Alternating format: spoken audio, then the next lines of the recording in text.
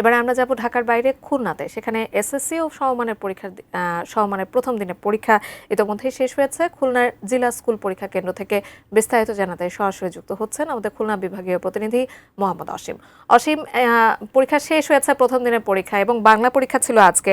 বের হয়ে শিক্ষার্থীরা আসলে কি বলছেন, কেমন হলো পরীক্ষা এবং সার্বিক পরিস্থিতি কেমন ছিল? বাংলা প্রথম পত্র পরীক্ষার মধ্য দিয়ে কিন্তু এসএসসি বা সমমানের পরীক্ষা সারা দেশের মতো খুলনাতেই শেষ হয়েছে। মাত্রই কিন্তু এই খুলনা জেলা স্কুল যেখানে আমি রয়েছি সেখান থেকে কিন্তু শিক্ষার্থীরা একে একে বের হচ্ছে।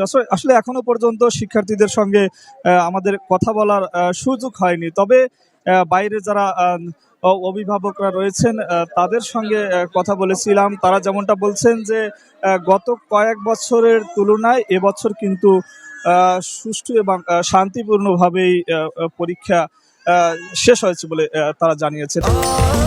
স্বাস্থ্যকর অল টাইম ফ্যামিলি কেক, সব সময় অল টাইম হেলদি লাইফ। একটু জানিয়ে রাখি যে আগে ভাবে গিয়ে কিন্তু প্রশাসনের পক্ষ থেকে অর্থাৎ জেলা প্রশাসনের পক্ষ থেকে নানান ধরনের ব্যবস্থা রাখা হয়েছিল যে এই পরীক্ষা যেন কোনো ধরনের অসাধু অবলম্বন না করতে পারে কোনো শিক্ষার্থী বা কেউ। সে কারণে কিন্তু আগে ভাগেই তারা সব ধরনের ব্যবস্থা করে রেখেছিল। আপনাকে একটু জানিয়ে রাখি যে খুলনার যে 89টি কেন্দ্রে, এই 89টি কেন্দ্রে 27,514 জন শিক্ষার্থী কিন্তু আজকের যে এসএসসি সমমান এবং দাখিল যে পরীক্ষা রয়েছেন এতে কিন্তু অংশগ্রহণ করেছেন। তবে কোনো ধরনের অপ্রীতিকর যে ঘটনা সেটি আমরা এখনো পর্যন্ত কোথাও শুনিনি এবং এ ধরনের কোনো সংবাদ আমরা পাইনি। বলা চলে যে সুষ্ঠু এবং শান্তিপূর্ণভাবে প্রথম দিনের এসএসসি পরীক্ষা খুলনায় সম্পূর্ণ হয়েছে। আমার কাছে সব মিলিয়ে এই ছিল জাকিয়া খুলনার জেলা স্কুল থেকে